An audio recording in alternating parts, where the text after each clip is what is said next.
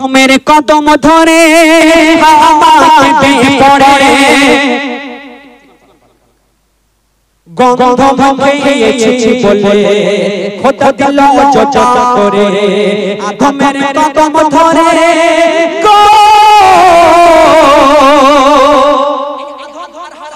গল্পটা শুনেছেন তো? শুনেছেন?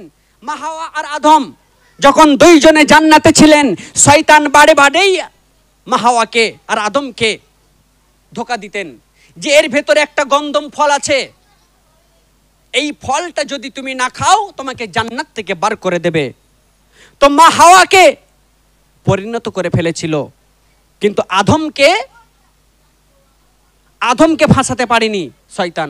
তাই মা হাওয়ার দ্বারাই আদমকে খাইয়েছিলেন। এমন কি ফল? তাই কবি লিখছে আদমের কদম ধরে আমাকে গন্ধ ভেঙেছি বলে খোদা দিল চোচা করে আদমের কদম ধরে আমাকে পড়ে গন্ধ ভেঙেছি বলে খোদা দিল চোচা করে আদমের কদম ধরে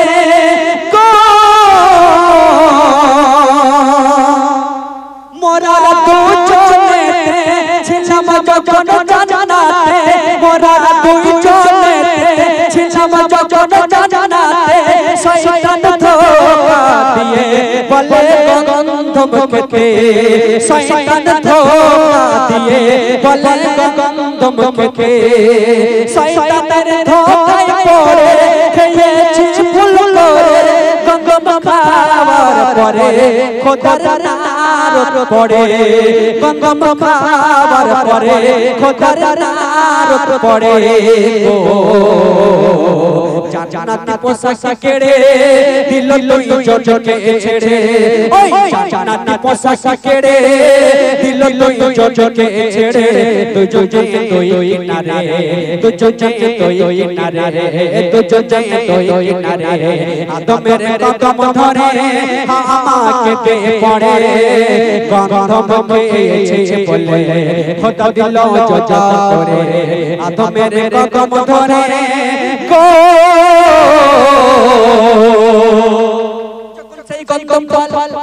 যখন সেই গন্ধম ফল মা হাওয়া আদমকে যখন খাইয়েছিলেন, তখন তাদের দুজনার গায়ে থেকে যে জান্নাতি পোশাক ছিল সেই জান্নাতি পোশাকটাকে কেড়ে নিয়ে জান্নাত থেকে বার করে দুজনকে দুই কিনারাতে তারা ছেড়ে দিয়েছেন।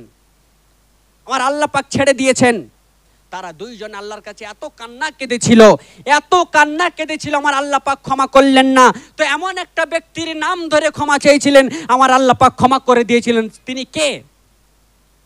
300 বছর ধরে চেয়েছি এত করে, 300 বছর ধরে চেয়েছি এত করে, কত চেয়েছি দোয়া মোরা সেজদায় পড়ে, কত চেয়েছি দোয়া মোরা সেজদায় পড়ে, ফিরে দেখি ওই আরশে কারাম আল্লাহ খোদার পাশে, ফিরে দেখি ওই আরশে কারাম আল্লাহ খোদার পাশে, লা ইলাহার পড়ে মুহাম্মদ রাসূল জোড়ে, লা ইলাহার পড়ে মুহাম্মদ রাসূল জোড়ে, দোয়া করিস নাম ধরে আবার সেজদায় পড়ে, দোয়া করিস নাম ধরে আবার সেজদায় পড়ে, দিল খোদা ক্ষমা করে মুহাম্মদ নবীর তরে,